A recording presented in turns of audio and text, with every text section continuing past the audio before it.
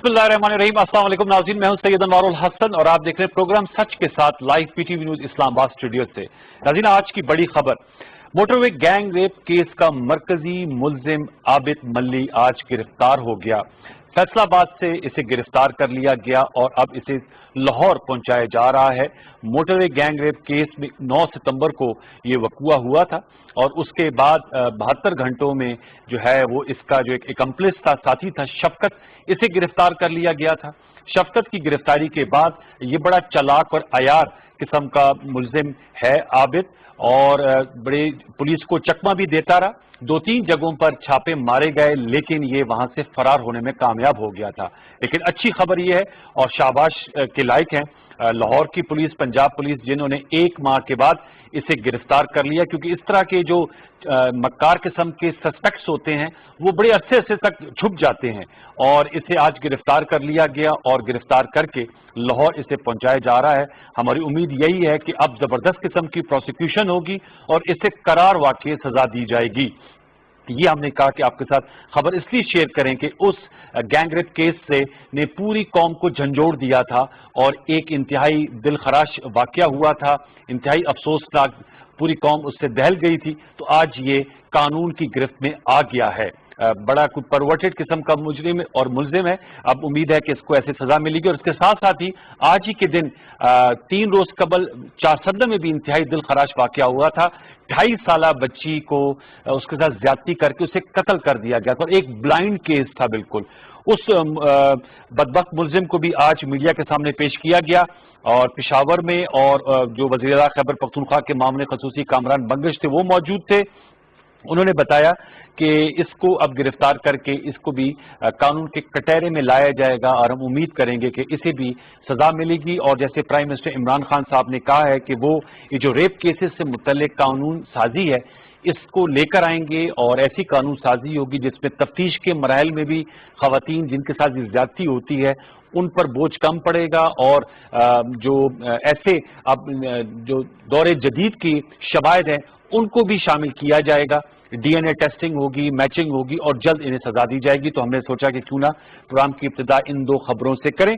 अब अपने मौजू की जानिब आएंगे जो इंतहाई अवामी और इम्पोर्टेंस का हामिल है। वो है मुल्क में जो अशिया खुर्दनोश की कीमतों में होशरुबा इजाफा, चाहे वो अंडे हों, मुर्गियां हों, मटन हो, दालें हों, सब्जियां हों, तमाम चीज़ों की, दूध हो, कीमतों में इजाफा हो रहा है और इस इजाफे से आवाम में बेचैनी पाई जाती है। और इसका इदराक करते हुए वज़ीर-ए-आज़म इमरान खान साहब ने इस अज़म का इजहार किया है कि इन कीमतों में कमी लाई जाएगी और उन्होंने ये ट्वीट किया था कि आज से यानी पीर से इस हवाले से जो रियासती मशीनरी है वो हरकत में आएगी। उन्होंने ये भी कहा है कि जो टाइगर फोर्स है उससे आइंदा हफ्ते जिना कन्वेंशन सेंटर में उन्हें बुलाया जाएगा। इस दौरान वो अपने अजला में, अपनी जगहों में जो इस वक्त अशिया खुर्दनोश की कीमतें हैं उनका भी जायजा लेंगे, उनका रिकॉर्ड करेंगे, उसको फिर जो यूथ पोर्टल है उस पर डाला जाएगा और फिर तबादला ख्याल किया जाएगा। ये जाहिर सी बात है कि पाकिस्तान तहरीक इंसाफ के लिए मैं समझता हूँ कि सबसे बड़ा चैलेंज है और पोजीशन के जल्द से जुलूसों की इजाजत तो आज गवर्नमेंट ने दे दी और वो करने भी जा रहे हैं। 16, 18, 25 और एक चेन ऑफ इलेक्शन जो उनकी एहतजाजी जल्द से जुलूस और रैलियां हैं। लेकिन मौजूदा हुकूमत के लिए जो सबसे बड़ा चैलेंज है कि ये जो बढ़ती हुई महंगाई है, इस महंगाई के अफरीद को कैसे काबू किया जाए, ये हमारा बुनियादी नुक्ता होगा। क्योंकि साथ साथ प्राइम मिनिस्टर साहब जो इन चीज़ों से अब्रेस्ट भी हैं, आगाह भी हैं, आज उन्होंने इसका भी, जब ये उन्होंने ट्वीट किया कि हम इस हवाले से अमली इकदाम उठाएंगे, साथ में उनका कहना था कि जो मैक्रो इकनॉमिक सतह पर जो वबा के बावजूद जो मईशत के लिए अच्छी खबरें भी आ रही हैं और वो है कि हमारी जो तरसीलात ज़र हैं इसमें 4था महीना है कि इसमें इजाफा हो रहा है। और उन्होंने कंपैरिजन भी ड्रॉ किया, जो इस साल सितंबर की तरसीलात ज़र हैं उनको अगर लास्ट ईयर से कंपेयर किया जाए तो इसमें अच्छा खासा इजाफा हुआ है। तो ये जो एक अच्छी, जब हमें मुआशी सूरत नजर आती है, चाहे वो स्टॉक एक्सचेंज हो या रेमिटेंसेज हो, कैसे इसको ट्रांसलेट किया जाए کامن مین کی بہتری کے لیے، ان کی جو مشکلات ہیں ان کے حل کے لیے یہ کتنی معاون اور مددگار ثابت ہو سکتی ہے. اس لیے ہم نے اپنے پروگرام کے پہلے ہاف میں 2 پارلیمنٹیرینز کو بلایا جن کا ملکی اقتصادیات، مالی معاملات پر گہری نظر ہے اور ایک طرح سے اپنی فیلڈ کے ٹیکنوکریٹس بھی ہیں. ان کا میں تعارف آپ سے کرا دوں. تو ہمیں اسلام آباد اسٹوڈیوز میں جوائن کر رہی ہیں ڈاکٹر عائشہ غوث پاشا صاحبہ، ممبر قومی اسمبلی ہے، مسلم نواز سے آپ کا تعلق ہے اور پنجاب کی فائنانس منسٹر رہ چکی ہیں. آپ کا بہت شکریہ ڈاکٹر صاحبہ کہ آپ نے وقت دیا.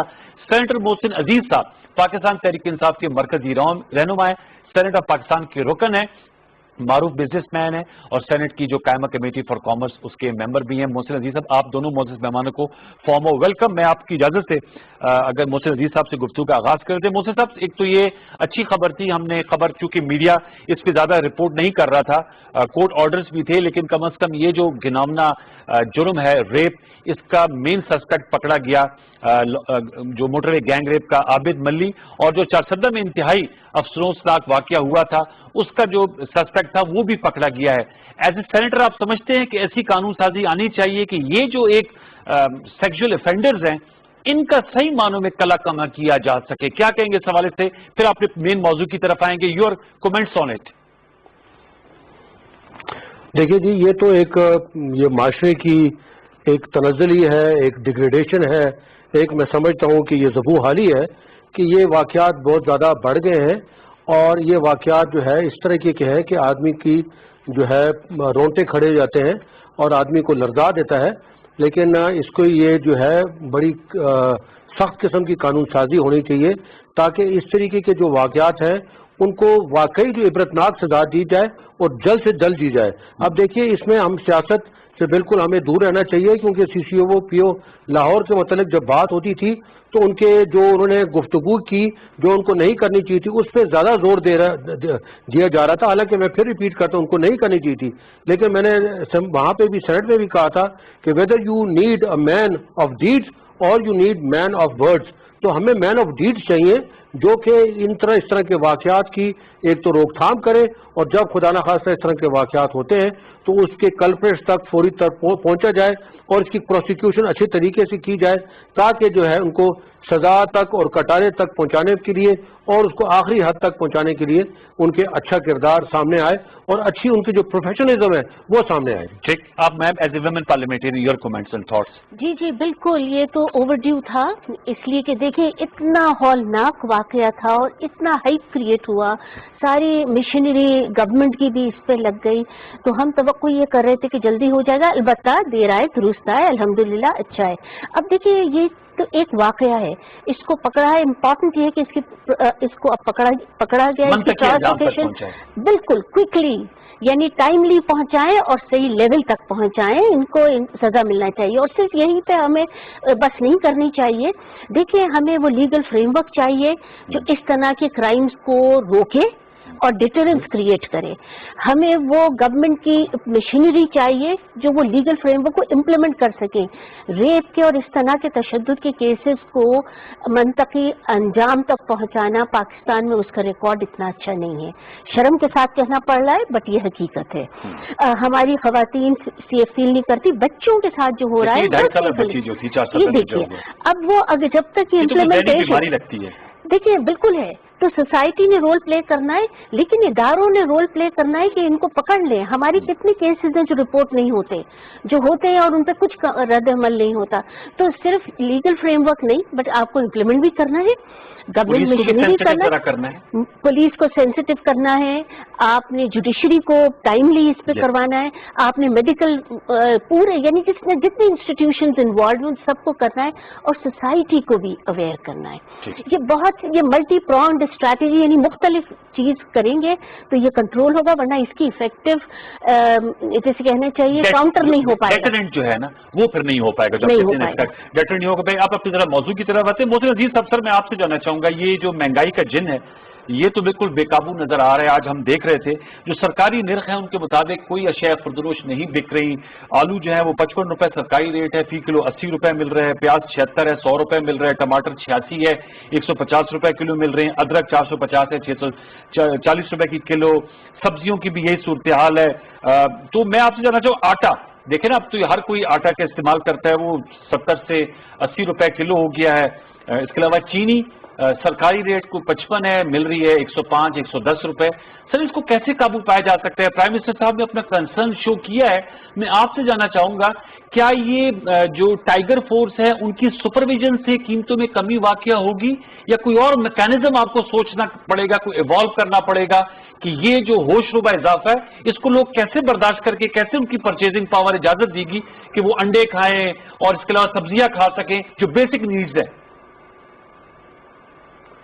इसको समझने के लिए अनवर साहब आप मुझे थोड़ा सा टाइम देना पड़ेगा। ये बिल्कुल वजह है कि इस वक्त जो है हमारा जो इस वक्त एक ग्राफ है और जो इन्फ्लेशन है और जो खुर्दोनोश की चीज़ें हैं और बाकी चीज़ें हैं उनमें जो है वो इन्फ्लेशन बहुत ज़्यादा है और उनकी कीमतें बहुत ज़्यादा हो गई हैं। लेकिन इसको समझने के लिए आपको ये सोचना पड़ेगा कि ये क्यों ऐसे हो रहा है। जी। मेरे समझने में जो आता है, और मैं अपने जो तजर्बे से छोटा मोटा जो कारोबार करता हूँ या जो मेरा थोड़ा बहुत इकोनॉमिक्स के साथ ताल्लुक है, मैं समझूँ, देखिए जब हमें हुकूमत मिली तो ये इकॉनमी जो है वो ब्लीड कर रही थी, इसको हैमरेज था।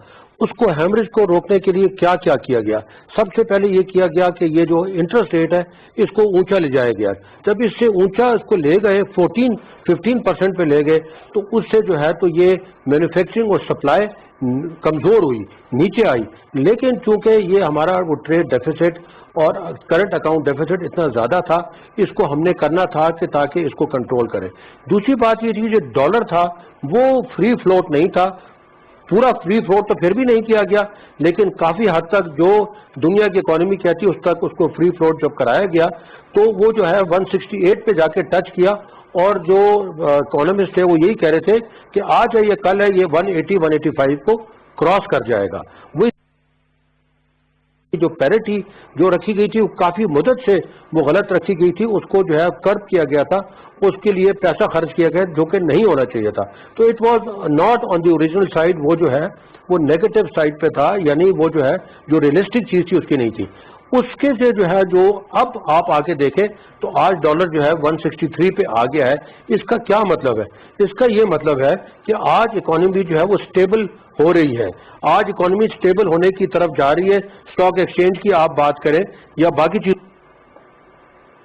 जी, थोड़ी सी हमारी फ्रीजिंग आ गई, हम दोबारा उनसे राब्ता करेंगे। वजूहात और मुहरिकात बता रहे थे। मैं डॉक्टर आयशा साहब आपसे जानना चाहूंगा, आप एग्री करती हैं? मोहसिन अजीज साहब कहते हैं कि जो इन्हें विरसे में एक ब्रीडिंग इकोनॉमी मिली थी जिसकी वजह से ये जो महंगाई है और ये जो मुश्किलात है उनका सामना है। लुबे-लुबाब यही है। देखिए, मेरी गुजारिश आपसे ये है, मैं एज एन इकोनॉमिस्ट बात करूंगी, एज अ पॉलिटिशियन नहीं। इसलिए जब हम पॉलिटिक्स को इसमें डाल देते हैं तो हम डायग्नोसिस, प्रिस्क्रिप्शन, हर चीज गलत हो जाती है हमारी। मोहसिन साहब की बात शुरू जो थी उसी से मैं एग्री नहीं कर पा रही, बहुत रिस्पेक्ट के साथ। देखिए, पॉइंट है, जब इनको इकोनॉमी मिली थी उस वक्त इन्फ्लेशन रेट को 3.5% भी नहीं था और फूड इन्फ्लेशन भी कुछ भी नहीं था। अब मेरी बात सुनिए, अब हुआ क्या? हुआ ये कि इनिशियली इन्होंने जो डायग्नोसिस किया कि इन्फ्लेशन क्यों बढ़ रहा, वो बिल्कुल गलत था।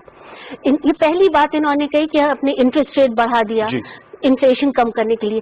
इंटरेस्ट रेट आप उस वक्त बढ़ाते हैं या जो कुछ जस्टिफाई होता है जब आपकी इकोनॉमी में डिमांड साइड जो है वो इन्फ्लेशन कॉज कर रही होती, यानी पैसे इतने ज्यादा हो रहे होते हैं कि सप्लाई नहीं हो रही होती है और कीमतें बढ़ रही होती। ये नहीं वजह थी, ये बिल्कुल वजह नहीं थी।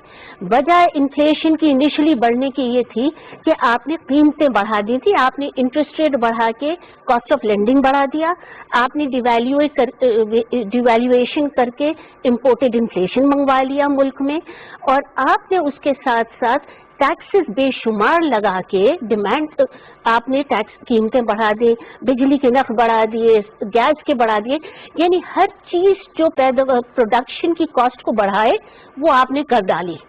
तो कॉस्ट ऑफ प्रोडक्शन बढ़ गई तो क्या हुआ? सब इन्फ्लेशन बढ़ गया। अब क्या वजह है? अब अगेन ये डायग्नोसिस गलत कर रहे हैं। अब वजह ये नहीं है सारी की सारी। अब हो क्या रहा है, क्योंकि इन्होंने डेफिसिट इतना ज्यादा किया, जो मुस्लिम लीग की बात ये कर रहे हैं, डेट की बात, जो 2.5 साल में इन्होंने डेट ली है वो हमारे 5 साल की डेट से ज्यादा है। यानी अब तो क्या, अब नतीजा क्या हो रहा है, क्योंकि इन्होंने डेट इतनी ज्यादा कर दी, यानी कर्जे इतने ज्यादा ले लिए, वो पैसे छपे, कमर्शियल बैंक से आए, इकोनॉमी में आए, उसकी वजह से अब इन्फ्लेशन आ रहा है। یہ آپ کہتے ہیں کہ ڈیفیسٹ کی وجہ سے یہ انفلیشن اب آ رہا ہے لیگڈ افیکٹ کے ساتھ. ہو کیا رہا ہے تو اگر آپ اٹھا کے دیکھیں منی سپلائی یعنی ملک میں جو پیسے کی سپلائی ہو رہی ہے منی روپے کی سپلائی ہو رہی ہے اس میں آرڈنریلی 10-11 چلو بہت ہوا 12% اضافہ ہوتا ہے. اس عرصے میں 17.5% اضافہ.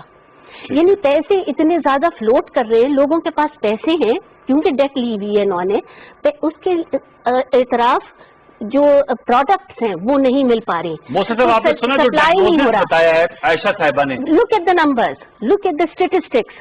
آپ مانیٹری ایکسپینشن دیکھیں, منی سپلائی کی انکریز دیکھیں اور پھر آپ بتائیے کہ یہ کیا اس کی 17.5%.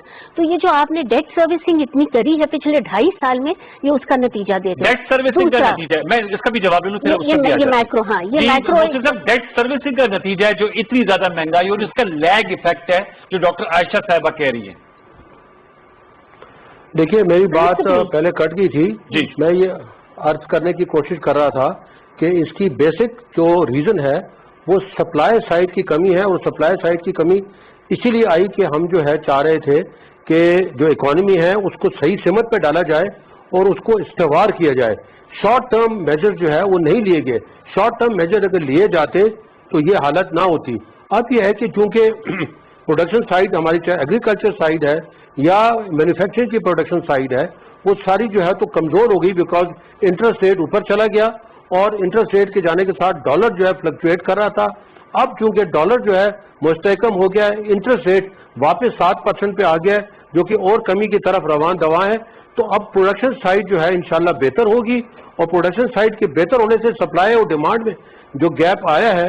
ہیلو جی آپ کو میں سن رہا ہوں, جی آپ لائیو ہیں, پلیز بات کیجیے گا محسن صاحب. سپلائی اور ڈیمانڈ سائڈ میں جو گیپ آیا ہے وہ جو ہے ٹھیک ہوگا, اس سے جو ہے یہ قیمتیں انشاءاللہ جو ہے یہ بہتری کی طرف آ جائے گا, جو یہ انفلیشنری جو چیزیں ہیں وہ کم ہو جائیں گی. یہ میں سمجھتا ہوں کیونکہ اب دیکھیے آپ سیمنٹ کی پروڈکشن دیکھیں پہلے سے بڑھ گئی ہے, باقی جو آپ دیکھیں ایف ڈی آئیز ہیں یا فورن ریمیٹنسز ہیں یا اسٹاک ایکسچینج ہے وہ اسی چیز کی نشاندہی کر رہی ہیں کہ اب جو ہے اکانومی اپنے ٹریک پہ آنا شروع ہو گئی ہے, بلکہ میں سمجھتا ہوں کافی حد تک ٹیپر ڈاؤن ہو گئی ہے, صحیح ہو گئی ہے. اور اب اس کا ایفیکٹ جو آئے گا وہ چونکہ سپلائی سائڈ پہ آئے گا اس لیے ڈیمانڈ اپنی جگہ پہ برقرار ہوگی, سپلائی سائڈ بہتر ہوگی, اس سے قیمتیں جو ہے وہ نیچے آئیں گی. یہ مجھے بتائیں یہ آپ نے کہا کہ آپ اس وجہ سے آئیں گی, تو یہ جو کہہ رہی تھی کہ جو آپ لوگوں نے قرضے اتنے زیادہ لے لیے کمرشل بینک سے یا ڈفرینٹ طریقوں سے جس کی وجہ سے اس کا لیگ ایفیکٹ آ رہا ہے اور مہنگائی بڑھ رہی ہے. دوسرا میں آپ سے جاننا چاہوں گا, یہ تو آپ نے بتایا کہ جو آپ نے انٹرسٹ ریٹ اوپر کیے بالکل انفلیشن کم کرنے کے لیے اسٹیٹ بینک کے گورنر ڈاکٹر رضا باقر یہ کہتے تھے, اب آپ لوگوں نے نیچے کر لیے ہیں. کیا وجہ ہے کہ جو ہماری سپلائی سائڈ ہے اس میں ذخیرہ اندوز اور جو سٹاکرز ہیں اور جو ہولڈرز ہیں ان کا بڑا گرڈ لاک ہے, وہ سپلائی سائڈ کو ڈسٹرب کر دیتے ہیں. تو یہ جو مافیا ہے, یہ جو ایک جیسے جو پروڈیوسر اور ہم جیسے کنزیومر ہیں ان کے درمیان کا جو ایک گروپ ہے جو لوگوں کو جیسے کہتے ہیں نا براڈ ڈے رابری کر رہا ہے, اور یہ جو سرکاری نرخ کی چیزیں جو میں نے آپ کو بتایا آلو, پیاز, ٹماٹر, ادرک, پالک, ان تمام چیزوں میں جو اضافہ کر رہے ہیں ان کی نشاندہی کر کے ان کو کیسے قرارباد کی سزا دی جائے؟ محسن صاحب یہ بھی تو بڑا اہم سوال ہے نا. دیکھیے اس کا ایک ایڈمنسٹریٹو سائڈ ہے, اور ایڈمنسٹریٹو سائڈ کی جہاں آپ بات کر رہے ہیں وہ بالکل بجا کر رہے ہیں کہ ایڈمنسٹریٹو سائڈ جو ہے اس وقت زیادہ توجہ کا وہ جو ہے اس کو زیادہ توجہ دینی چاہیے, کیونکہ ایڈمنسٹریٹو سائڈ جو ہے وہ ان چیزوں کو کنٹرول کرتی ہے. لیکن اس کی جو فائنینشیل سائڈ ہے وہ میں نے آپ کو تھوڑی عرض کر دی کہ فائنینشیل سائڈ کو پہلے ٹھیک کیا گیا ہے. ابھی یہ جو بات کر رہے ہیں ہم نے جو کریڈٹ اگر لیے ہیں تو ہم نے تو دیکھیے آپ کی جو بھی ہے, آپ اگر بجٹ کو دیکھ لیں تو بجٹ کی آپ اس کو دیکھ لیں کہ اس کی اسپینڈنگ کہاں ہوتی ہے. تو اس دفعہ تو جو بجٹ کی اسپینڈنگ ہے وہ تو 3-4 مد میں ہی ہے. بیسک اس کی جو ہے زیادہ سے زیادہ تو اس میں چلی گئی جو ہمارے ریٹرن جو ہے آف لونز جو ہے اس میں جو ہے ہمارے سارے جو ہے یہ بجٹ ڈیفیسٹ تو وہیں سے 3 جو ہے آپ چیزیں پکڑ لیں, ایک جو ہے ڈیفینس ہے, ایک ہمارا لون پورٹ فولیو اور جو صوبوں کو جو ہے ملنا ہے دفاع کی طرف سے, یہ 3 چیزیں جب آپ کر لیں تو اس کے بعد آپ کا ڈیفیسٹ شروع ہو جاتا ہے. تو بات یہ ہے کہ جی یہ جب چیزیں ہیں ہم نے چونکہ یہ بہت سارے جو لونز ہیں ان کو ریپے کرنا تھا، پہلے سال میں بہت زیادہ کرنا تھا، تو اس کا ایفیکٹ بھی یہ آیا ہے، لیکن وہ بھی اب جو ہے وہ ٹیپر ڈاؤن ہو چکا ہے۔ اس سال جو ہے جو 2021 ہے انشاءاللہ، اور 2020 کا اختتام آ گیا، 2021 کا سال جو ہے آپ دیکھیں گے اس میں کہ اس میں انفلیشن بھی نیچے آئے گی، اور اس میں جو پروڈکشن سائڈ ہے وہ بھی اوپر جائے گی، جو مختلف چیز چاہے مینوفیکچرنگ ہے چاہے ایگریکلچر کی اگر آپ بات کریں تو دیکھیں کاٹن ہمارا جو ہے اتنا بڑا اس میں ڈاؤن فال آیا ہے، اور یہ جو ہے نا پچھلے 7 سال سے یہ جو ہے ڈاؤن فال شروع ہے۔ نون لیگ کی حکومت میں جو ہے وہ تقریباً 14 ملین بیل سے وہ تقریباً 10 بلین پہ آیا، پھر اس کے بعد جو ہے تو یہ 8 ملین پہ آیا، آج جو ہے وہ اس کے درمیان رینج کر رہا ہے۔ یہ ایک اتنی بڑی چیز ہے۔ اسی طریقے سے آپ دیکھیں کہ ہم نے میں آپ کو یہی عرض کرنا چاہتا ہوں کہ جو ہماری صحیح سمت ہے، جو لانگ ٹرم ہماری تھنکنگ وہ ایگزسٹ نہیں کرتی ہے کہ ہماری پر ایکڑ ییلڈ کتنی آتی ہے، کیونکہ اگر پرائسز نیچے آتی ہیں تو جو زمیندار ہے اس کو نقصان ہو جاتا ہے، وہ پرائسز اوپر جاتی ہیں تو کنزیومر جو ہے تو مارا جاتا ہے۔ اس لیے ہم نے سپلائی سائڈ کو ٹھیک کرنا ہے تاکہ ادھر سے زمیندار بھی اپنا پیسہ کمائے، وہ جو پروڈیوس ہے وہ پر ایکڑ ییلڈ کو بہتر کرنا ہے۔ دیز آر لانگ ٹرم جو ہے یہ چیزیں، لیکن میں چاہوں گا کہ لوگوں کو تھوڑا سا، آپ صحیح کہہ رہے ہیں محسن صاحب، لانگ ٹرم ویژن، لیکن لوگوں کو، آپ خود بھی بزنس کرتے ہیں، آپ کے بزنس میں جو لوگ کام کرتے ہوں گے، جو سیلریڈ کلاس ہوگی، وہ آپ کو ضرور بتاتے ہوں گے کہ اس وقت ہینڈ ٹو ماؤتھ ہو کے لوگ رہ رہے ہیں، شارٹ ٹرم میں ان کے لیے ریلیف کے لیے کیا کیا جا سکتا ہے۔ ظاہر سی بات ہے یہ تو ان افورڈیبل ہوتی جا رہی ہیں چیزیں، جو جس طرح کی قیمتوں میں اضافہ ہو رہا ہے دالوں کی، اور یہ مجھے تھوڑا سا سمجھائیے گا ایز اے لے مین کہ یہ تو ڈومیسٹک پروڈکٹس ہے، اس کا ڈالر سے اور ان چیزوں سے کیا تعلق ہے؟ یہ گندم، یہ ٹماٹر، آلو، کھیرا، ادرک، لہسن، یہ چنے کی دال، کالا چنا، سرخ لوبیا، اس کا ڈالر سے کیا؟ تو ہم خود پیداوار کرتے ہیں نا، تو اس کو کیسے انشور کریں کہ ان کی قیمتیں نہ بڑھے، ڈالر سے نہ جڑی ہوئی ہوں؟ محسن صاحب، ان میں انوار صاحب جو آپ نے بات چیزیں کہی ہیں وہ ہم کچھ امپورٹ کرتے ہیں، کچھ چیزیں ہم امپورٹ کرتے ہیں، جس طرح یہ دالیں ہیں بعض، اور بعض جس طرح لوبیا ہے، یہ کافی حد تک امپورٹ ہوتی ہیں ابھی بھی پاکستان میں، لیکن باقی آپ کی وہ کہنا بجائے بالکل، اس میں ایڈمنسٹریٹو اور بڑے اسٹرکٹ ایڈمنسٹریٹو ایکشنز کی اس وقت حکومت کو ضرورت ہے، اور اس وقت لینا چاہیے، کیونکہ اس وقت جو ہے یہ ہولڈرز اور یہ جو مافیا بیچ میں آیا ہوا ہے ان کو ایلیمینیٹ کرنا بہت ضروری ہے۔ اور میں سمجھتا ہوں کہ ٹائیگر فورس جو ہے اس کے ساتھ ساتھ جو اس میں وہاں پہ ایڈمنسٹریشن سے ہمارے لوگ ہیں ان کو they should be taken to task کہ یہ کہاں سے سپلائی رک رہا ہے اور وہ ہورڈنگ ہو رہا ہے اور وہ آگے لوگوں تک نہیں جا رہا ہے۔ ڈاکٹر یہ ہمیں دیکھنے کی ضرورت ہے۔ اسی طریقے سے میں سمجھتا ہوں کہ کچھ چیزیں جو ہے ہمیں جلدی امپورٹ کر لینی چاہیے، جس طرح سے گندم ہے یا چینی ہے، ہمیں جلدی امپورٹ کر کے ہمیں چاہیے کہ ہم اس وقت مارکیٹ کو فلڈ کر دیں تاکہ جو ہے تو یہ ہولڈرز کو بھی مات مل جائے۔ اس میں تھوڑا سا فورن ایکسچینج ضرور لگے گا، لیکن میں سمجھتا ہوں یہ کرنے کی ضرورت ہے۔ جی عائشہ صاحب، آپ نے چونکہ ایز فائنانس منسٹر ایڈمنسٹریٹولی کیسے ٹیکل کیا؟ سول ایڈمنسٹریشن کا کام ہوتا ہے، میجسٹریٹ، فوڈ انسپیکٹر، یہ جو پرائس کمیٹی بھی ہوتی ہے، آج اجلاس بھی ہوا تھا مشیر خزانہ کی سربراہی میں، کیسے انشور کیا جائے کہ جو سپلائی سائڈ میں ڈیلیبریٹ ڈسرپشنز ہے اس کو اوائڈ کیا جا سکے؟ جی، اس سے ایک اسٹیپ پہلے پیچھے لوں گی، کیونکہ ہم دیکھیں کازز جب تک ہم پوری طرح یہ نہ سمجھ لیں کہ کیا وجہ سے انفلیشن ہو رہا ہے، اس کو پھر ٹھیک کرنا ذرا مشکل ہے۔ دیکھیے، سب سے پہلے میں نے آپ کو بتائی وجہ کہ اس وقت لیگڈ انفلیشن، کیونکہ منی سپلائی، سب سے پہلا کام آپ نے کرنا میکرو اکانومی ٹھیک کرنی ہے۔ جب تک آپ بجٹ ڈیفیسٹ کم نہیں کریں، آپ لاکھ چھوٹے چھوٹے میجرز لے لیں، یہ آپ کا کم نہیں ہوگا۔ دوسرا، سپلائی شارٹیجز، بالکل مناسب بات کی سینیٹر صاحب نے، آپ ٹائملی شارٹیجز کو کیوں ٹیکل نہیں کر رہے؟ یہ کوئی نئی بات تو نہیں ہے، پاکستان نیا ملک تو نہیں ہے، یہ چیزیں تو پہلے بھی ہمیں پتہ ہے۔ شارٹیج آنے کو سے پہلے آپ ٹائملی ایکشن لیتے، پہلے سے امپورٹ کر لیتے، شارٹیج آنے کے بعد آپ سوچیں، ڈیسیشن میکنگ کریں، اس کے بعد آپ سرو کریں، تو آپ ہی انفلیشن آسمان پہ چڑھے گا۔ تو آپ اس وقت صحیح سے مینج نہیں کر رہے، یہ دوسرا آپ کا فیلئر ہے۔ پہلا فیلئر تو میں نے آپ کو ڈیمانڈ سائڈ بتا دیا، دوسرا فیلئر ہے سپلائی شارٹیج کا۔ امپورٹڈ انفلیشن ضرور، جیسے محسن صاحب نے بتایا، یہ پہلے تھا وجہ، اس وقت امپورٹڈ انفلیشن نہیں اتنا بڑا فیکٹر ہے. تیسری امپورٹنٹ یہ جو آپ کہہ رہے ہیں پالیسی کی بات, دیکھیں جو آپ نے پالیسی فیلئر کیا, یہ جو ڈیٹ سروسنگ اتنی بڑی تھی, یہ بھی آپ کی غلط پالیسیز کی وجہ سے تھی. آئی ایم افریڈ آپ نے کیوں انٹرسٹ ریٹ کو اتنا بڑھایا, اس وقت بڑھانے کی ضرورت ہی نہیں تھی 13.5 تک لانے کی. انفلیشن جو ہے وہ کنٹرول نہیں تھی, انفلیشن سے کوئی تعلق ہی نہیں تھا اس سے, یہی تو میں کہہ رہی ہوں مس مینجڈ تھا یہ. اب کور انفلیشن سے لنک تھا اس وقت, ہاٹ منی بھی بہت سا آ گیا تھا اس سے. بس ہاٹ منی لانے کے لیے, اور ہاٹ منی سے کیا فائدہ ہوا, جتنی تیزی سے آیا اتنی تیزی نکل گیا. کیا کیا, کس کو فائدہ ہوا, ہمیں آپ کو ہوا؟ جی نہیں, ہمیں تو نقصان ہوا, ہمارا تو کاروبار بند ہو گیا, اکانومی خراب ہو گیا. اگر آپ دیکھیں میں یہ کہہ رہی ہوں کہ انفلیشن کی ان کی نہ اسٹریٹجی پہلے ٹھیک تھی نہ اب نہیں. اب سب سے پہلے آپ مائکرو اکانومی منی سپلائی کو دیکھیں, 17% گروتھ ان منی سپلائی قطعی انفلیشن کو کم کرنے کے لیے سودمند نہیں ہو سکتی. اس پہ آپ ٹیکل کریں. دوسرے نمبر پہ آپ کی یہ جو سپلائی شارٹیجز ہیں کہ ایک دفعہ شارٹیج سر پہ آ گئی اور پھر آپ دیکھ رہے ہیں آپ اس سے پہلے سو رہے. گورننس کیا کر رہی ہے, یہ تو ایک ریگولر سسٹم ہوتا ہے, کوئی پاکستان میں تو 70 سال سے چل رہا ہے, اتنا بڑا مس مینجمنٹ نہیں ہوتا ہے. تیسرا دیکھیں ٹائیگر فورس وغیرہ یہ سب مذاق کی باتیں ہیں, اس طرح ملک نہیں چلتے. اس طرح آپ گلی محلہ چلا سکتے, شاید ایک کمپنی چلا سکتے, ملک نہیں چلا سکتے. کہ ٹائیگر فورس جو ہے آپ کے لیے انفلیشن کنٹرول کرے گی, یہ کس زمانے کی بات ہے. میری گزارش سنیں, ٹریڈیشنلی یہ کام پروونشل ایڈمنسٹریشن کا ہے. میں جب فائنانس منسٹر تھی مجھے یاد ہے صبح 6 بجے ہم لوگوں کو کہا جاتا تھا ایز ایم پی ایس جاؤ جا کے مارکیٹ کمیٹیز میں دیکھو پیسے یہ جو سبزیوں کے بڑھ نہ جائیں.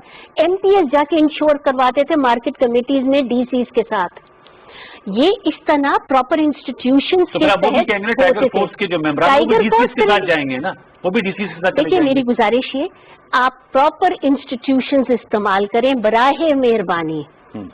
انسٹیٹیوشنل اسٹرکچر کو اسٹرینتھن کریں, مزید ڈپلیکیٹ پیرالل اسٹرکچر کھڑے ہو کے کنفیوژن نہ کریٹ کریں بچے ہیں کل کے. جی پولیٹیکل سائڈ کا بھی کوشچن ہے کہ اگر اب یہ مہنگائی پہ قابو پالیں گے نا تو اپوزیشن کے جو احتجاج کے غبارے سے ہوا نکل جائے گی, ورنہ ہوا بہت زیادہ بڑھ جائے گی. آپ تو خود سیاستدان ہیں, آپ کو خود آئیڈیا ہوگا محسن صاحب. ہاں یہ ایک ہی چیز ہے جو کہ اس کو اس وقت ہوا دے رہے ہیں, اور شاید ان کو بھی چاہیے کہ اس وقت تو یہ کام نہ کریں کیونکہ یہ جو ہے ملکی مفاد میں نہیں ہے. بہرحال ان کے جمہوری حق ہے, یہ جہاں جلسے پرامن کرنا چاہتے ہیں, جلوس کا پرامن کرنا چاہتے ہیں, اس میں ہمارا کوئی اعتراض نہیں, لیکن بدامنی کی طرف اور انتشار کی طرف نہ لے جائیں. وہ جو ہے یہ بھی سمجھتے ہیں کہ ان کا بھی ملک ہے, ہمارا بھی ملک ہے, ہم نے سانجھے ہو کے چلنا ہے. باقی بات یہ دیکھیں جو ہاٹ منی کی انہوں نے فرمایا میں صاحبہ نے, ہماری بہن نے, تو بات یہ کہ اس ہاٹ منی میں ضرور عرض کرتا چلوں کہ ہاٹ منی میں فار دی فرسٹ ٹائم جو ہے ہاٹ منی آئی ہے, اور جو واپس گئی ہے وہ نقصان میں واپس گئی ہے. پاکستان کو اس میں نقصان نہیں ہوا کیونکہ جو ہے وہ ڈالر کی فلکچویشن اس وقت ہو گئی تھی. انہوں نے انٹرسٹ ریٹ ضرور کمایا ہے, لیکن انہوں نے جو ہے جو ایکسچینج فلکچویشن کا ہے اس میں ان کو ڈیفیسٹ ملا ہے.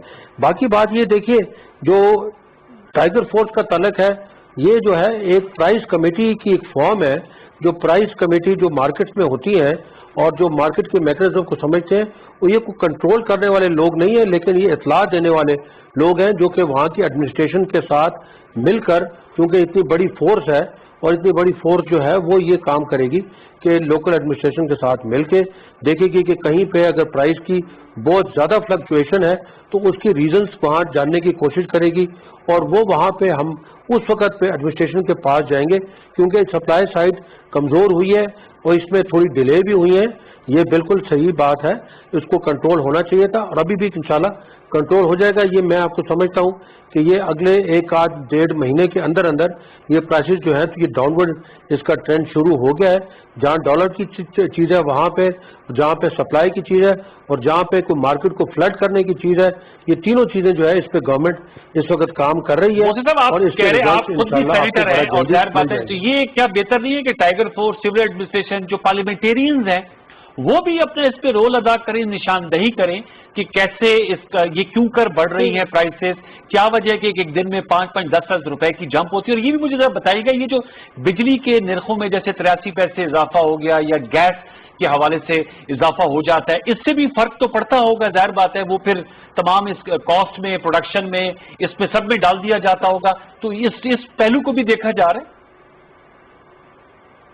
اب دیکھیے نا, پھر وہ بات آتی ہے کہ میں تو حالانکہ اوائڈ کرتا ہوں اس سبجیکٹ کو کہ ہر وقت پیچھے کی طرف دیکھا جائے اور ہر وقت پاسٹ کو دیکھا جائے, لیکن جو بجلی کی پرائسز ہیں یا کچھ ہیں, اب اس میں ہمارا کوئی رول نہیں ہے, کیونکہ رول اس لیے نہیں ہے کیونکہ جس طرح سے آئی پی پیز کی بات ہے, وہ آئی پی پیز لگے, کس کے دور میں لگے, کیوں کر لگے, کس پرائس پہ لگے, اور وہ جو ہے اسی طریقے سے جو ونڈ پاور ہیں اور جو باقی جو سولر پاور ہے وہ کس پرائس میں لگے, دنیا میں کس لگ رہے تھے. اب اس کی وجہ سے یہ جو ہے جو ڈیفیسٹ ہے وہ بڑھتا جا رہا ہے, جس کو آپ کرنٹ وہ کہتے ہیں, یہ سرکولر ڈیٹ کہتے ہیں. تو اس کی وجہ سے یہ اس کو ٹھیک کرنے کے لیے یہ اقدامات کیے جا رہے ہیں. ہمیں یہ جو ہے البتہ پھر اس کی ضرورت ہے کہ جو ہمارے لائن لاسز ہیں اس میں زیادہ کوشش کی جائے کہ ہماری جو ایفیشنسی ہے وہ ادھر سے ظاہر ہونی چاہیے, کہ instead of just scraping on the past ہم یہ کریں کہ ہماری لائن لاسز, یہ ہمیں چاہیے کہ ہم بتائیں کہ لائن لاسز ہم نے اتنے کم کر لیے, یعنی چوری ہم نے اتنے کم کر لیے. اس کی طرف اگین جو ہے تو یہ کوشش کی جا رہی ہے, لیکن ابھی تک اس کے ریزلٹس نہیں نکلے. لیکن میں سمجھتا ہوں کہ جو میں اندرونی جن باتوں سے واقف ہوں ان کی طرف کافی کرب کرنے کی کوشش کی جا رہی ہے, تاکہ جہاں جہاں تھیفٹ ہو رہی ہے, چاہے گیس میں ہے کہ الیکٹریسٹی میں ہے, ان لائن لاسز کو کم کیا جائے. اس سے جو ہے یہ فرق پڑے گا, جو کہ ہمارے یہ جو مینوفیکچرنگ کاسٹ ہے اس کو کم, کاسٹ آف ڈوئنگ بزنس اور مینس آف ڈوئنگ بزنس یعنی ایز آف ڈوئنگ بزنس جو ہے اس میں جو ہے پہلے سے بہتری آ گئی.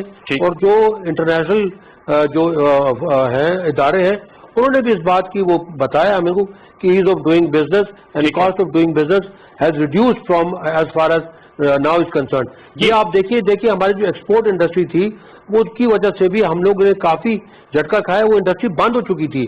آج اس کی کوشش کی جا رہی ہے کہ ان کو پیسہ دیا جائے اور وہ اس انڈسٹری کو ریوائو کیا جائے, تاکہ ہمارا ایک سائڈ جو کہ بہت کم انکریز ہو رہا ہے, پہلے سے 1 یا 2% انکریز ہوتا ہے. میں آپ سے چینی کے حوالے سے سوال کر رہا ہوں, میں عائشہ صاحبہ کو بھی روپ ان کرتا ہوں. عائشہ صاحب یہ بتائے گا کہ یہ بتا رہے ہیں یہ پرائم منسٹر صاحب نے بھی ٹویٹ کیا, میں آپ سے جاننا چاہوں گا, انہوں نے کہا وبا کے باوجود جو ہمارا تفصیلات زر ہے اس میں اضافہ ہو رہا ہے, تو as an economist, as a parliamentarian, as a former finance minister, obviously it's a good trend, اور 2.3 ارب ڈالر کی سطح پر پہنچ گئی ہیں ہماری جو ریمیٹنسز ہیں, اور وہ گزشتہ سال ستمبر سے 31%, جبکہ جو لاسٹ منتھ سے 9% اضافہ ہے.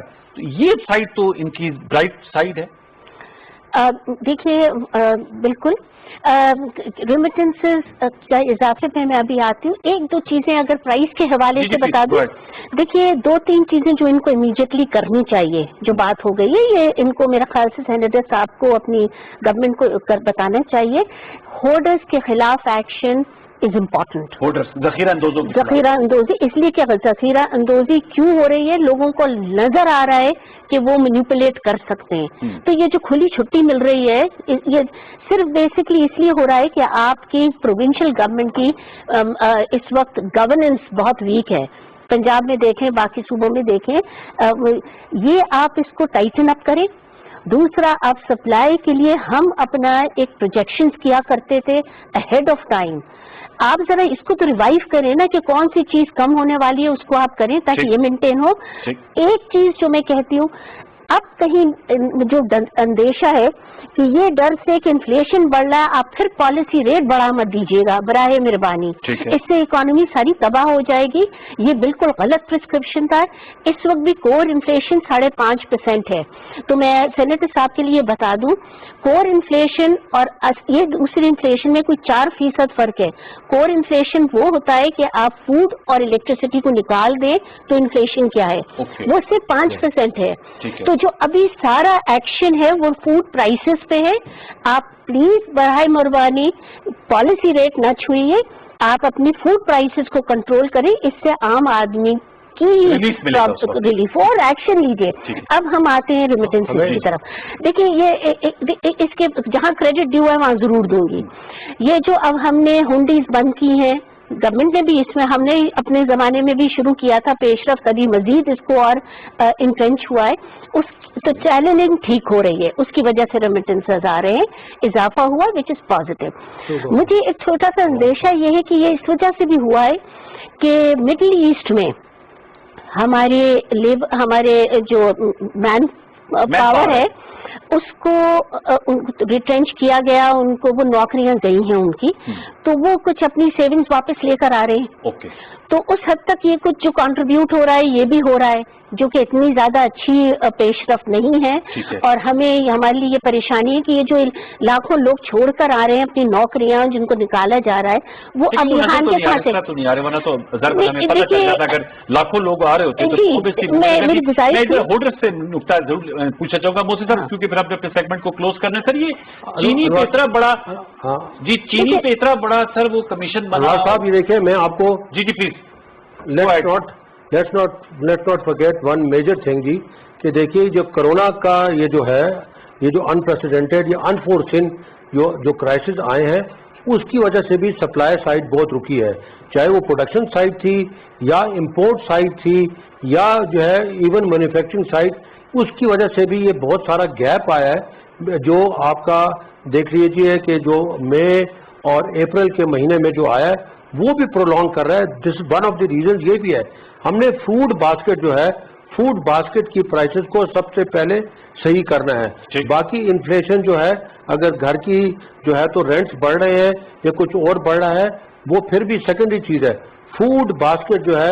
Is the prime responsibility and the prime جو ہے اس وقت فوکس ہونا چاہیے حکومت کا، وہ فوڈ باسکٹ کی طرف ہے، اور اس کے بھی جو چینی وغیرہ کا ہوا ہے یہی آپ کو عرض کر رہا ہوں کہ یہ جو ہے نا، کیونکہ دیکھیں جو ایگریکلچر پروڈیوس ہے اس میں آپ کہیں گے کہ کرونا سے کیا فرق پڑا، بالکل فرق پڑا، وہ یہ فرق پڑا کہ جو آئٹمز ہیں وہ آئٹمز وہاں سے سپلائی جو ہے مارکیٹ کو نہیں ہو سکے، وہ گل سڑ گئے راستے میں، وہ بھی اسی طریقے کا یہ ایفیکٹ جو ہے یہ چین ایک ایفیکٹ ہے، تو کرونا کا جو دنیا میں ایفیکٹ آیا ہے وہ پاکستان میں بھی ایفیکٹ آیا ہے، حالانکہ کم آیا ہے لیکن پاکستان میں بھی ایک بہت بڑا اس کا ایفیکٹ آیا ہے، which one should not forget۔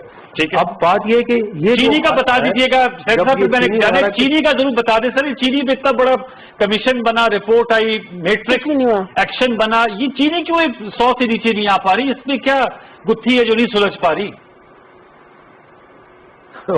وہ بھی ہے کہ جی مجھے پتہ نہیں کہ اب یہ جو امپورٹ کر رہے تھے وہ امپورٹ ابھی تک کیوں نہیں پہنچا، یا کیونکہ امپورٹ کا وہی پتا رہوں، یہ دیکھیے پرسپشن کی بات ہوتی ہے، یہ جو ہولڈرز ہوتے ہیں یہ کیا کرتے ہیں، پرسپشن کریٹ کرتے ہیں، چھوٹی سی ڈیمانڈ سپلائی میں گیپ پیدا کر کے یہ جو ہے وہ انفلیشن کرا دیتے ہیں۔ کنٹرول کرنے کے لیے امپورٹ کر رہا تھا، وہ امپورٹ جو ہے وہ مجھے معلوم نہیں کہ کیوں نہیں ابھی تک پہنچا، وہ امپورٹ جب ہو جائے گا جو ہی یہ ان کا جو ہے بیسک آ جائے گا یہ ختم ہو جائے گا۔ ہماری جیبوں سے کتنے ایک نمبر یہی دینا چاہتی ہوں کہ یہ چیز، یہ جو چینی کے اور آٹے کے پرائس ہم نے کنٹرول نہیں کیے اور اتنی تیز رفتاری سے بڑھے، پاکستانی آپ میرے اور آپ کے اور میرے اور عام پاکستانی کی جیب سے 300 بلین ارب 300 ارب روپے ایکسٹرا جیب سے ہمارے نکل کے کچھ لوگوں کی جیبوں میں گئے، جن کے خلاف کچھ بھی نہیں ہوا۔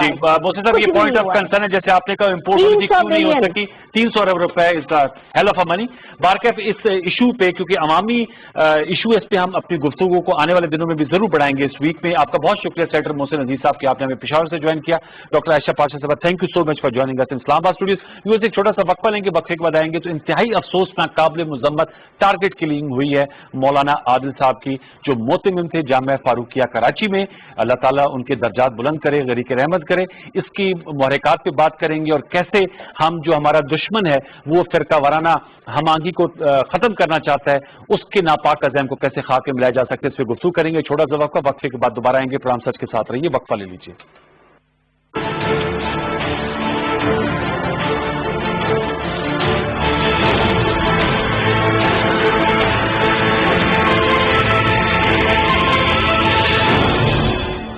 Welcome back viewers. انتہائی افسوسناک واقعہ ہوا جب مولانا عادل صاحب، جن کے والد گرامی مولانا سلیم اللہ خان صاحب وفاق المدارس کے موتمم بھی تھے، آپ خود بہت ہی پڑھے لکھے اور اسلام کے حوالے سے آپ کا ایک بڑا نالج تھا، آپ کو کراچی میں ٹارگٹ کل کر کے شہید کر دیا گیا، انا للہ و انا الیہ راجعون، اور اللہ تعالیٰ آپ کے درجات بلند کرے۔ ظاہر سی بات ہے ہمارے جو ملک دشمن عناصر ہیں، جیسے پرائم منسٹر عمران خان صاحب نے بھی اپنے انٹرویوز میں کہا کہ بالخصوص بھارت وہ چاہتا ہے کہ پاکستان میں فرقہ وارانہ جو ہم آہنگی ہے وہ ختم ہو جائے، اور شیعہ سنی جو ایک تناؤ کی کیفیت ہے وہ دوبارہ پیدا ہو جائے۔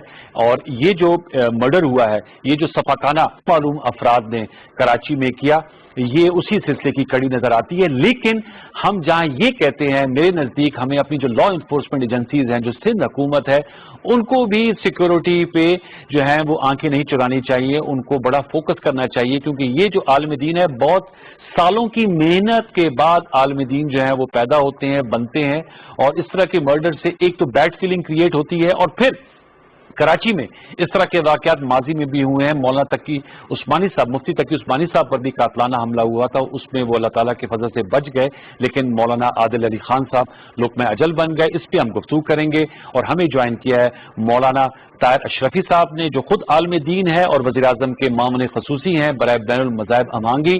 مولانا صاحب السلام علیکم۔ وعلیکم السلام۔ مولانا صاحب بہت شکریہ، آپ نے وقت دیا۔ مولانا صاحب بتائیے گا، آپ ہمیشہ سے دائی رہے ہیں کہ بین المسالک ہم آہنگی ہونی چاہیے، اور ایک دوسرے کے علماء کرام میں مکالمہ بھی ہونا چاہیے، اور جو پاک ہستی ہیں ان کے خلاف کوئی غلط بات بھی نہ ہو، کسی قسم کے فتوے، کسی قسم کے تکفیر کے فتوے نہ ہو، کوئی کسی کو کافر نہ کہے۔ پہلے تو میں اس واقعے کے حوالے سے جاننا چاہوں گا آپ کے کیا تاثرات ہیں، اور اس کا مداوع کیسے کیا جا سکتا ہے؟ جان تو چلی گئی، وہ تو واپس نہیں آ سکتی، لیکن اب ہمیں اس سے کیا سبق سیکھنا چاہیے کہ اس طرح کے واقعات یا مواقع نہیں دینے چاہیے دشمن کو کہ وہ گھات لگا کے بیٹھا اور وار کر دے؟ مولانا صاحب بسم اللہ الرحمن الرحیم، نحمدہ ونصلی ونسلم علی رسولہ الکریم۔ بہت شکریہ۔ گزارش یہ ہے کہ مولانا عادل خان ایک بہت بڑے عالم دین تھے، ماشاءاللہ پوری دنیا کے اندر لاکھوں ان کے شاگرد ہیں، ایک بڑے باپ کے بیٹے تھے، اور علمی اور دینی اعتبار سے اور پاکستان سے محبت کے اعتبار سے اگر آپ دیکھیں تو ان کا بہت بڑا کردار ہے، پاکستان سے محبت، اسلام سے محبت۔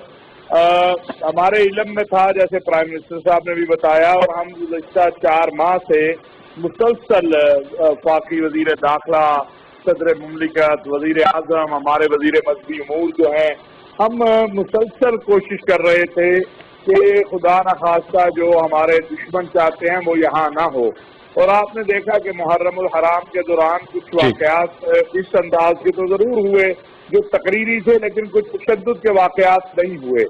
اور جب چہلم گزر گیا، یوم اربعین گزر گیا، تو اس سے اگلے دن یہ سانحہ ہوا، بہت بڑا سانحہ ہے۔ میں سمجھتا ہوں کہ اس میں ایک نالائکی تو یہ ہے کہ مولانا کو جو سیکورٹی مہیا ہونی چاہیے تھی وہ نہیں دی گئی، اور دوسری ایک بات میں یہ بھی عرض کروں گا ہاتھ جوڑ کے اپنے تمام اکابرین سے آپ کے ذریعے بھی، کہ وہ خود بھی توکل علی اللہ ہے، لیکن اس کے ساتھ ساتھ اللہ نے ہمیں یہ بھی حکم دیا ہے کہ ہم اپنی استطاعت کے مطابق وسائل جو ہیں ان کو بھی استعمال کریں۔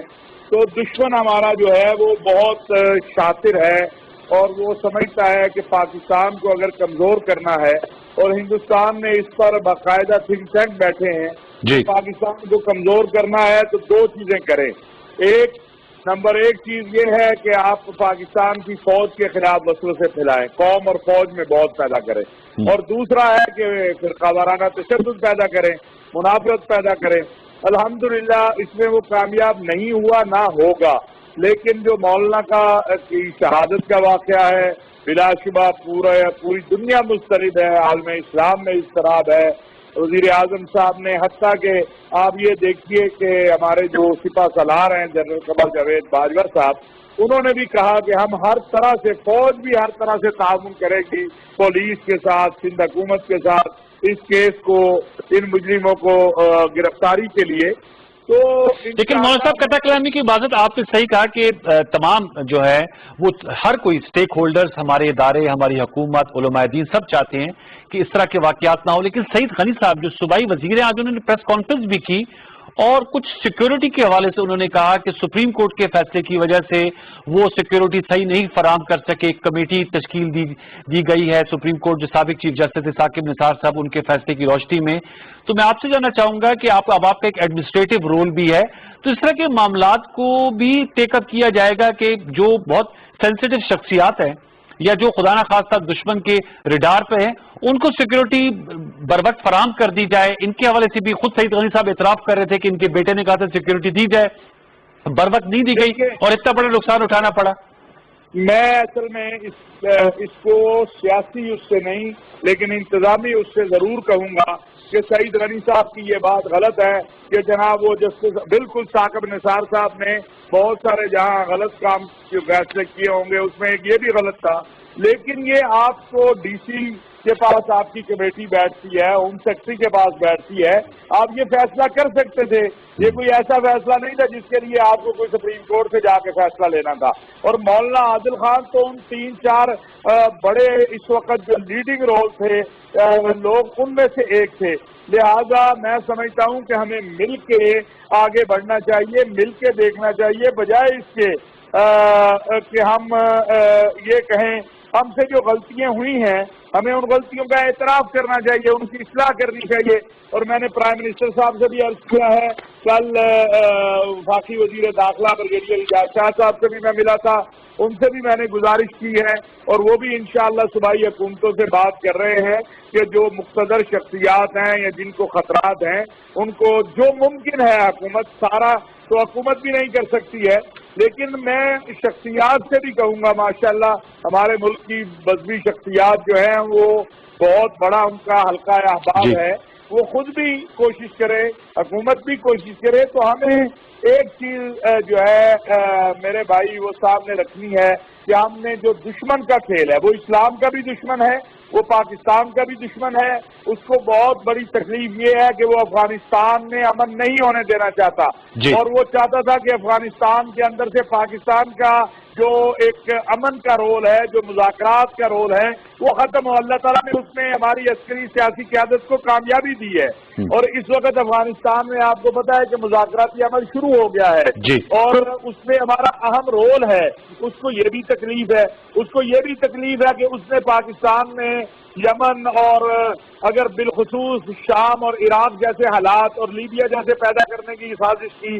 ہم نے قربانیاں دی, ہماری فوج نے قربانی دی, ہمارے پولیس نے قربانی دی, ہمارے علماء 8000 علماء شہید ہوئے ہیں, ہمارے اسکول کے بچے, صحافی, کوئی طبقہ ایسا نہیں ہمارے چرچوں میں جو کچھ ہوا, لیکن ہم نے اپنی فوج کے ساتھ مل کر اس دہشت گردی اور انتہا پسندی پہ قابو پایا ہے. اب وہ اس کا بدلہ ہم سے لینا چاہتا ہے. انشاءاللہ میں آپ کو یقین دلاتا ہوں کہ پاکستان کے تمام مقاصد فکر کے علماء و مشائخ وہ رابطے میں ہیں, ایک جگہ متفق ہیں. ہم اس ملک میں نہ کسی کو توہین کرنے دیں گے, نہ تکفیر کرنے دیں گے, نہ تشدد پھیلانے دیں گے. اور ابھی آپ نے دیکھا پیغام پاکستان کے تحت جو ضابطہ اخلاق ہے وہ دوبارہ دستخط ہوا ہے اور ہم قانون سازی کی طرف آگے بڑھ رہے ہیں اور انشاءاللہ اگلے 1 مہینے سے 1.5 مہینے کے اندر یہ مستقل بنیادوں پر یہ جو فرقہ وارانہ تشدد ہے, توہین اور تکفیر ہے, اس کا حل انشاءاللہ نکل آئے گا. مولانا صاحب چلتے چلتے میں نے آپ کی گفتگو سنی تھی, آپ نے بہت اچھا کہا کہ یہ جو کم سن بچے ہوتے ہیں جن کی برین واشنگ کر دی جاتی ہے, جو گمراہ کن عناصر ہوتے ہیں, ہماری جو علماء دین کی بڑی جو غالب اکثریت ہے وہ تو بڑے صراط المستقیم پہ چلنے والے اور کشادہ ذہن اور کشادہ دلوں کے لوگ ہیں, لیکن وہ جو ایک مائنڈ سیٹ کو تیار کر لیتے ہیں.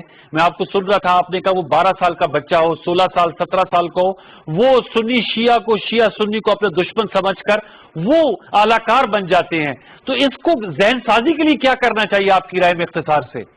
دیکھیے اس میں 2-3 مرحلے ہیں. انشاءاللہ ابھی ہم پرائم منسٹر صاحب کے ساتھ بیٹھیں گے, ان سے بھی عرض کریں گے علماء کو بھی ایک تربیتی ائمہ خطباء کا تربیتی عمل بہت ضروری ہے. دوسرا ہے یہ جو سوشل میڈیا کے اوپر آپ دیکھ رہے ہیں کہ جس کا جو دل چاہتا ہے. اور تیسرا ہے میں سب سے کہتا ہوں, میں اللہ کا واسطہ دیتا ہوں ان خطباء اور ذاکرین کو جو تشدد والی تقریریں کرتے ہیں کہ تم تو چلے جاتے ہو, تمہاری وجہ سے ایک بچے کا مستقبل تباہ ہو جاتا ہے.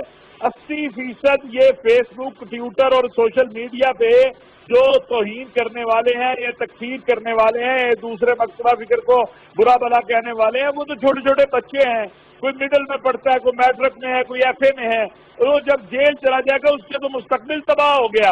خدا کے لیے 3 نسلیں ہم نے دے دی بھائی، ہم نے خون دیا ہے، ہم نے اپنی 3 نسلیں اس راستے میں دے دی. اب بس کرو، اور کتنی نسلیں آپ نے دینی ہے اور کتنا خون ہم نے بہانا ہے. ایک دوسرے سے آؤ، مل بیٹھو، ایک دوسرے کے مقدسات کے احترام کا. جب ہم سب کہتے ہیں کہ اصحاب رسول و اہل بیت کی توہین حرام ہے، ان کی توہین کرنے والا جو ہے اس سے ہمارا کوئی تعلق نہیں ہے، تو ہمیں فرنٹ پہ آ کے اس کو لیڈ کرنا ہے، آگے بڑھنا ہے. انشاءاللہ ہم انٹرفیتھ ہارمنی کونسلز بنانے جا رہے ہیں جو یونین کونسل سے مرکز تک جائے گی. اس سے آپ دیکھیں گے بہت اچھے اثرات پیدا ہوں گے. اور میڈیا کے دوستوں سے بھی میں کہنا چاہتا ہوں کہ وہ مثبت چیزوں کو لے کے آگے بڑھے اور منفی چیزوں سے جو ہے قوم کو بچانے کے لیے. بہت بہت شکریہ مولانا طاہر شفیق صاحب، آپ نے بالکل صحیح فرمایا کہ ہمیں مثبت چیزوں کو لے کر آگے بڑھنا چاہیے. ویورز، ہم پروگرام سچ کے ساتھ کی جانب سے بھی جو مولانا عادل علی خان صاحب کا بے ایمانہ قتل ہوا ہے، جو ان کی شہادت ہوئی ہے، ہم ان کے لیے دعاگو ہیں. ان کی فیملی کے ساتھ ہم اظہار یکجہتی کرتے ہیں کہ اللہ تعالیٰ انہیں استقامت عطا فرمائے. آج کا شو اختتام پذیر ہوا چاہتا ہے. اپنا فیڈ بیک فیس بک اور ٹویٹر پہ ضرور دیجیے گا. انشاءاللہ زندگی رہی، صحت رہی تو آپ سے ملاقات ہوگی کل رات 10:05 پر. تب تک لیے سید انوار الحسن اور سچ کے ساتھ کی پوری پروڈکشن ٹیم کو اجازت دیجیے. اپنا بہت سا خیال رکھیے. اللہ نگہبان.